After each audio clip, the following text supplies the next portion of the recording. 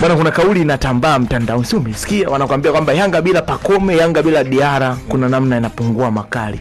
Umeliona hilo kwenye dabi, kwenye game ya dabi, kwa sababu ndo mfano dhahiri kabisa, ndo kipimo sahihi kwa mpira wa Tanzania unapozungumzia Simba na Yanga wanapocheza. Game ya dabi kwangu mimi kuniambia Diarra Pacome ni sababu, kwangu mimi nakuja na jibu la hapana.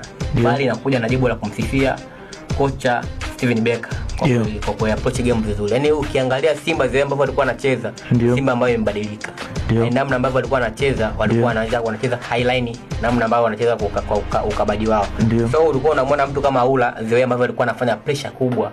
Loumba pia alikuwa anafanya pressure kubwa, na ndio maana ukiangalia madhambi mengi ambayo yamechezwa na Simba, yamechezwa na wale watu ambao walikuwa wanacheza juu watatu. Mchezo ile forward line yao ya juu, ndio. Kwa maana Basege, Innocent Loemba na Ansede Ora. Ndio. Kwa concept ipi au kwa maana ipi? Ndio. Maana ni kwamba Simba kitu ambacho alikuwa anafanya ni highline kwa pressurized Yanga. Maana Yanga ni wazuri zaidi wakianzia mashambulizi kutokea nyuma kwa kipa wao. Kwa kitu ambacho alikuwa analazimisha Simba, Yanga watumie long boys. Wakitumia long ball, maana kule nyuma Simba alikuwa na viungo wanne kwenye eneo la katikati.